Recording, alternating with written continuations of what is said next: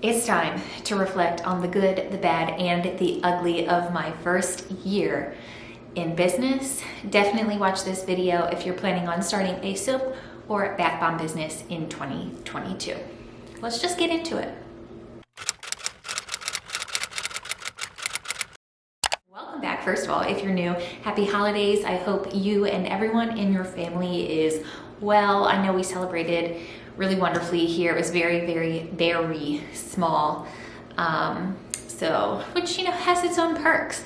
So let's just go ahead and get right into the value of today's video. I have broken this information down into three chapters or sections, and I will have those timestamped down in the description box below. We're first going to go over the good, the things that I'm glad I did, the things that I think helped me a lot, and I hope you do if you decide to start your business in 2022. Then we'll go into the bad, the things that I really wish I hadn't done and hope that you can take as things to avoid in your business. And then finally, the ugly, the big giant mistakes that truly stopped me from kind of going in the direction that I wanted to go in. Above all else, and I'm really glad that I did this because in the past, it's been something that I historically did not do, which led to the downfall of whatever it was that I was working on.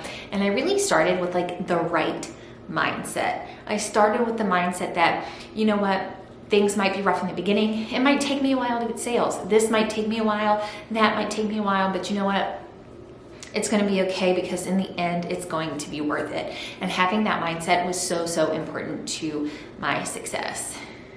The next thing that I am really glad that I did when I started my business is from the get-go, I had master spreadsheets on Google Sheets to help me track things like my inventory, my ingredients, my costs, my expenses, my profits, any and everything that you can think of. I've made a spreadsheet for, and it's really put me in a great place to kind of hit the ground running for 2022. If you guys are interested in seeing kind of what exactly I did for those spreadsheets, I'd be happy to share it with you. Just, give the video a like, and I can add that to my list of content. Now, this thing that I did really piggybacks off of starting those master spreadsheets, and I am so glad that I did this. And literally, where was this when I was in high school trying to figure math out? But I learned how to actually use the formulas that are built into or coded into Google Sheets. And I never knew how to do that. Again, if you're interested in that video, it's something that I'm so glad I did, and I'd be happy to share it with you. Just again, like the video and let me know down in the comments. I'd be happy to add that to my list. Super importantly, speaking of formulas, although this is a different type, I did a lot of product testing and formulating. So again, the internet is a great resource to help you get started. You can find a lot of really great YouTube videos or blogs or manufacturer or supplier websites that have great ingredients. But the best part about that is they have it there for you to use. And as you use them, you kind of figure out what you like compared to what the recipe says. And you can really tweak things to fit exactly what you're looking for in a product, and in turn, what your customers might be looking for in a product, and little ways that you can make it unique. And that's something that you really only get if you test out those products. If I just take, Brambleberry's recipe for soap and I make it and I sell it, that's awesome, and I'm grateful to have that recipe. But with a little bit of testing and some tweaks, I can really make that product unique to me and my shop. And finally, I looked at, I guess I should have probably put this with mindset because it goes along really well with that. I really considered the long-term potential and the long-term growth that I wanted versus the short-term payoff of starting this handmade business. I'm not sure if you're familiar with my story, but just in case you aren't, my daughter and I kind of started it on a whim one summer, and it's kind of snowballed into something far greater than either one of us. Obviously she's 7, right? So something far greater than either one of us originally planned for it to be. And I'm really happy about that. And I'm really glad that that happened. So for me, again, looking at the long-term potential of this business has been something that has kept me going when I've had, you know, a bad day or thought, you know, I don't even want to do this anymore. Or when I'm laying in bed at night, like wondering what the next day is going to bring. You know, you got to look at that. It's really important and very helpful if you look at the long-term potential of what you're doing. All right, now that we've talked about all the things that I did well, let's look at some of my downfalls. The very first downfall I want to address is something that I've mentioned before, but I just wanted to mention again just because it was such like and it has been such like a huge for me, is when deciding on my products, I have launched too wide and not deep enough. And what I mean by that is instead of launching one form, I guess would be the word to put it, one form of soap with, you know, 5 different scents or exfoliants, etc. I decided that I wanted to do soap and soap scrubs and bath bombs at the same time. And because the way my budget works, instead of having like a good diverse product category, I have a good and diverse collection page, but within each collection is only 2 or 3 products because that's what my budget would allow. So if I were to go back and do it again, I would stick to one thing and grow that before moving on to the next and growing that. The next thing that I really wish I would have done a better job of is really making sure that I am unique in my brand and that my brand is not like other brands. And by this, I kind of mean, you know, when I was looking for inspiration and trying to figure things out, I looked at a lot of other shops and I really liked their aesthetic.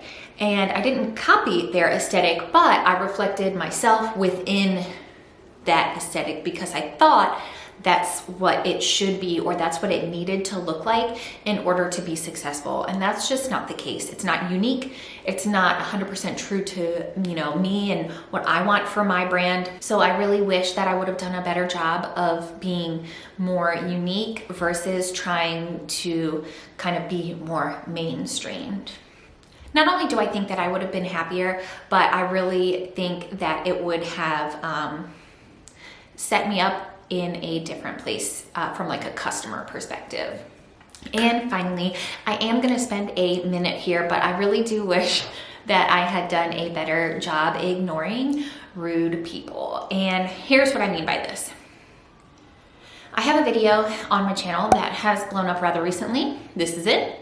And in the comments of that video, there have been some really awesome people who have, you know, said, hey, you know, this was a little bit confusing, or could you clarify, or, you know, just coming at it from a respectful, kind, and like wanting to talk about it perspective. And I have no problems with that, like none whatsoever. We've talked, I took some suggestions from some people that were coming from a place of respect and clarification.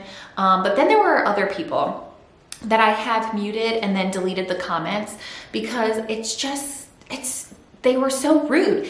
They came from a place of wanting to be rude, wanting to belittle me, saying that if you don't mix your own lye in your workspace, that you're not really making soap and you're stealing from others. And it's, I mean, honestly, everyone does business in a different way. I'm not gonna stop running my business the way that I want to run my business to appease a couple of people who think that they need to comment and belittle me about it. I'm just not. If I don't want to mix lye within my household because my 7-year-old daughter absolutely loves making soap with me and she would be crushed if I told her, sorry, but these chemicals you can't help me with, I don't have to. It's my business, my household. Everyone is free to make their own decisions and run their business their own way. And again, I have 0 problems with having an actual discussion. But if you're belittling me, just keep moving. Like, just go past my video. And the other thing that goes along with this, I think, a lot of the times people are looking to just get information, and they don't care about the person giving the information. That's not what I'm building here, okay? So if you're just looking for just someone to talk at you and no community, and you don't care about, anything else aside from just the information so you can take it and apply it to your business, then I don't think that my channel or my content is the place for you.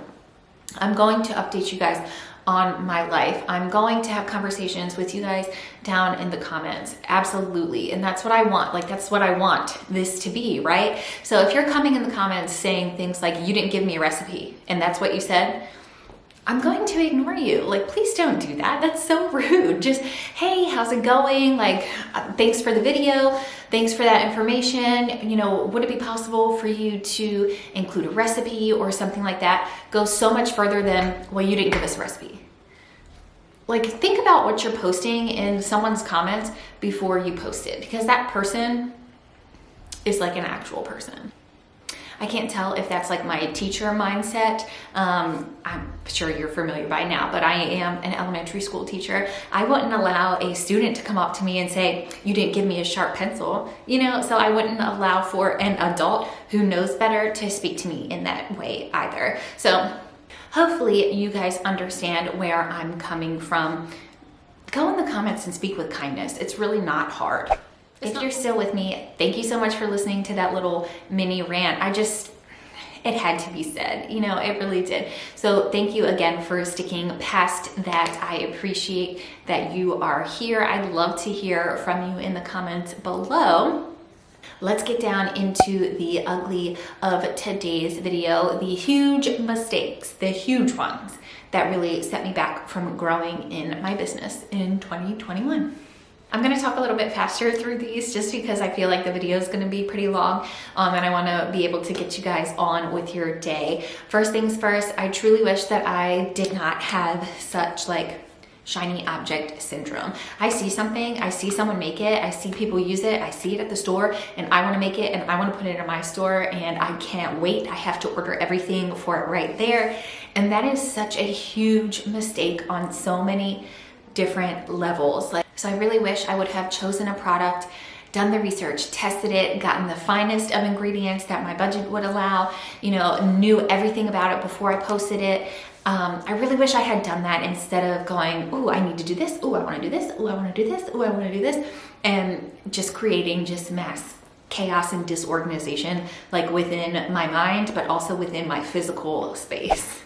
This goes right along with it, and that is just haphazardly buying things that I think I'm going to use, or I think would be cool to have, or I am excited to be able to offer. Just buying random things without a plan is such a huge mistake, and it wastes a lot of your available budget, especially if you're just starting out and you don't have much of a budget to work with.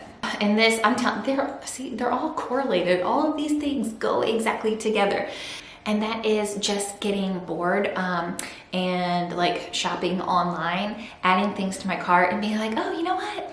The total is only $20. No big deal. I'll definitely get that. It's 20 bucks. If I don't spend $20 on this product that could potentially, or this ingredient that could potentially make me money in the future, I'm just going to spend $20 at Chick-fil-A later, so I may as well, spend it on something that's going to make me money in the future. And I am so guilty of this, and I cannot tell you how much of my expenses were direct result of that. It's only 20 bucks, it's no big deal. It's only 10 bucks, it's no big deal. It is a big deal because each time you do that, it's adding up, and then you have a disarray of different ingredients and fragrances and additives, and you just have all of these little pieces instead of a set that can make you a product. Hopefully that makes sense. I tried to explain it as clearly as I can, but if you've been here before, you know that I'm a little more scattered than most. The next one is a really big one, and I found I could actually identify what I was doing and the mistake that I was making when I was recently working to add candles to my product line. And that was going full speed gung-ho, doing what I thought needed to be done to produce a product before properly researching that product. So what I did personally is I went and I bought everything that you would need to make candles. I got the wax, I got this, I got that, I got this, I got that. I did no research because I assumed it was, there's that word, assume. I assumed that all you had to do was kind of melt all the pieces together and then stick your wick in and you've got a candle. That could literally not be more wrong, okay? That is the wrongest thing. I like cringe saying that to you guys. Like, that could not have been a bigger mistake. It truly could not have been. So I really wish that I had stopped and thought about and done the research before doing anything else. I know that sometimes the research part of product development can be tedious and a lot overwhelming. So I would suggest that when working on something new, you seek information from people who have been in your position and are now successful in that position before you make any kind of move. And finally, our very last thing before I wrap up this video, I really wish that my mindset had been different when it came to testing products.